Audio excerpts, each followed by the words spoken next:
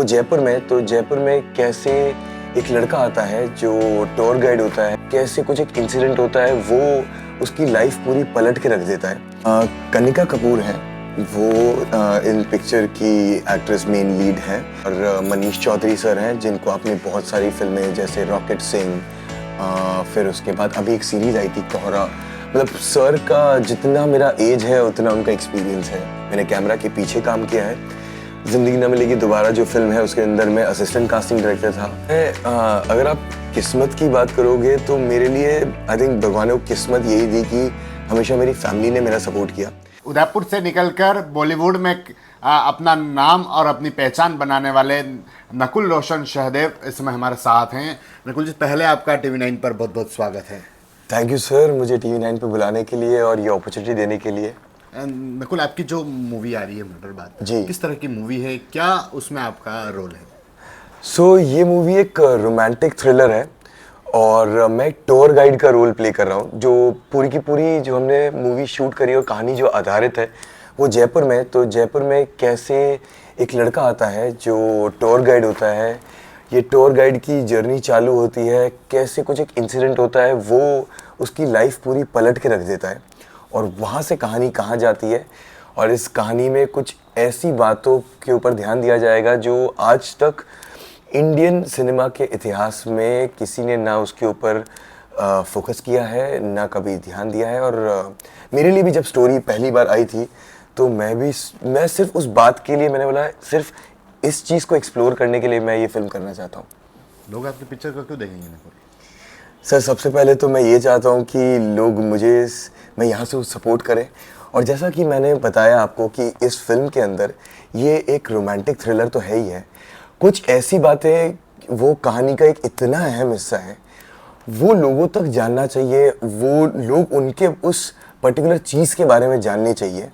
तो ये एक बहुत अच्छा माध्यम है, जैसे सिनेमा सिर्फ एंटरटेनमेंट के लिए नहीं होती है, सिनेमा आप लोगों को अवेयर भी कराते हैं। तो हम बहुत उन सारी चीज़ों के साथ लोगों को अवेयर कराना चाहते हैं, बट बहुत सीरियस वे में नहीं, थोड़ा एंटरटेनमेंट के ज़रिए से, ताकि लोग सिनेमा घर में आएँ और वो चीज़ें एक्सप्लोर करें। इस मूवी में आपके साथ और कौन कौन रहने वाला है, किसने और रोल किया? कनिका कपूर है वो, इन पिक्चर की एक्ट्रेस मेन लीड है, और मनीष चौधरी सर हैं जिनको आपने बहुत सारी फिल्में जैसे रॉकेट सिंह, फिर उसके बाद अभी एक सीरीज आई थी कोहरा।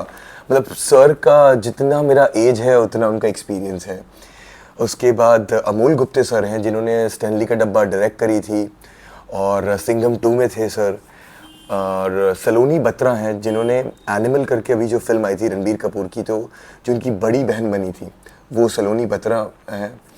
और मैं एक छोटे टाउन से, उदयपुर से, जो इस फिल्म में जयश मेरे कैरेक्टर का नाम है, जो इस कहानी को आपको पूरा जर्नी के थ्रू लेके जाता है, इसीलिए वो लीड रोल में है। बिल्कुल, आप जिस जगह से आते हैं उदयपुर से, जी, जिसकी पहचान तो देश दुनिया में है, लेकिन यहाँ से बॉलीवुड में जाना, उस तरह से काम करना कैसे?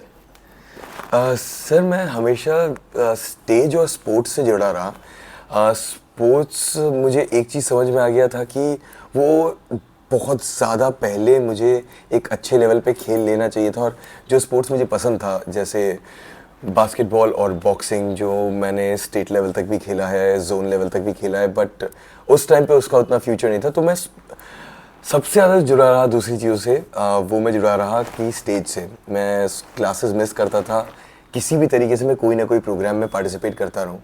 मुंबई भी गया था, सबसे पहले मैंने NMIMS BCom ऑनर्स के लिए अप्लाई किया। जब 6 महीने कॉलेज किया तो मुझे लगा कि ये मेरे लिए नहीं है, मैंने वहाँ से ड्रॉप आउट किया। एक फिल्म इंस्टीट्यूट है विस्लिंग इंटरनेशनल, वहाँ पे जाके मैंने फिल्म मेकिंग की पूरी पढ़ाई करी, बिकॉज जैसा आप समझ सकते हैं कि उस टाइम पे फिल्मों की नॉलेज होना ही नहीं था। और मेरा हमेशा से ये तरीका रहा है कि आपको हर चीज़ प्रॉपर्ली सीखनी चाहिए, मेहनत करनी चाहिए और फिर इंडस्ट्री में उतरना चाहिए। मैंने कैमरा के पीछे काम किया है।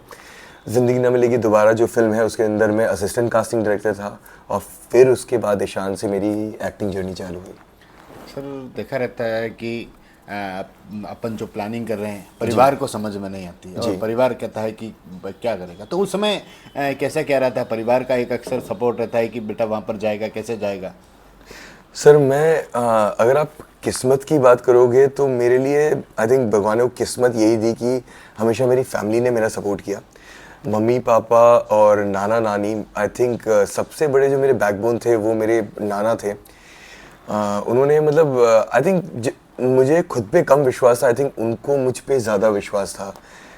तो ये आई थिंक उनकी ब्लेसिंग्स है। कब आपकी जो मूवी है वो आने वाली है और क्या कहेंगे लोग? मर्डरबाद रिलीज़ होने वाली है 18 जुलाई को थिएटर्स में। अगर मैं उदयपुर की बात करूं तो वो पीवीआर आइनॉक्स में आएगी। इसके जो डायरेक्टर हैं वो है अर्नब चैटर्जी।